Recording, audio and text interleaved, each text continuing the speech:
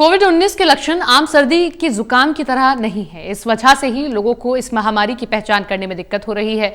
वैसे तो पूरी दुनिया में कोरोना वायरस का कहर कई महीनों से जारी है, लेकिन वैज्ञानिकों ने अब ये बताया है कि दिनों के हिसाब से कोरोना वायरस के लक्षण कैसे उभरते हैं और कब ये मरीज के शरीर में पूरी तरह से दिखना शुरू हो जाता है।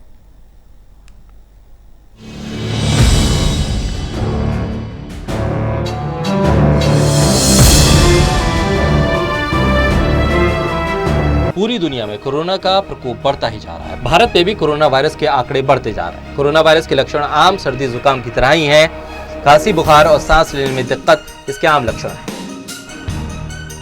कोविड-19 के लक्षण आम सर्दी जुकाम की तरह ही हैं। इस वजह से ही लोगों को इस महामारी की पहचान करने में दिक्कत होती है।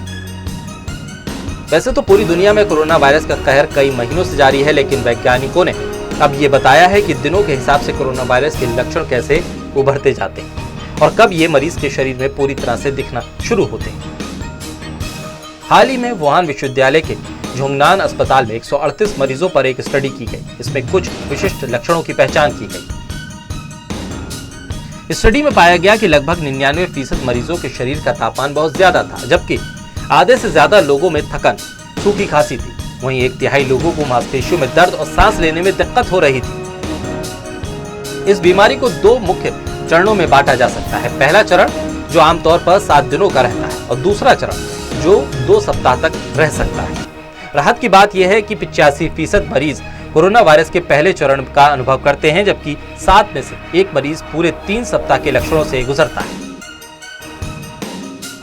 चलिए अब हम आपको बताते हैं कि डॉक्टरों के अनुसार कोरोना वायरस के लक्षण दिखने के बाद आपको क्या करना है। पहले दिन में वायरस से संक्रमित अधिकांश मरीजों में बुखार होता है। इसके अलावा थकन, मांसपेशी में दर्द और सूखी खांसी भी हो सकती है। कुछ लोगों को 1 या 2 दिनों के लिए उल्टी या डायरिया का भी अनुभव हो सकता है।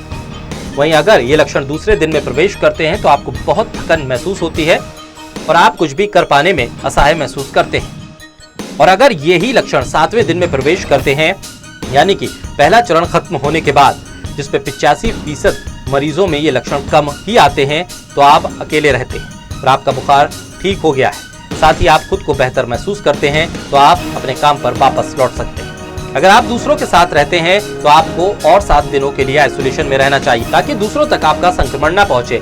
हालांकि 7वें दिन अगर आपको सांस लेने में समस्या होती है तो आप उन मरीजों में से हैं जो बीमारी के दूसरे चरण में प्रवेश कर चुके हैं। इस चरण पर कुछ मरीजों को अस्पताल में भर्ती होने की जरूरत महसूस हो सकती है।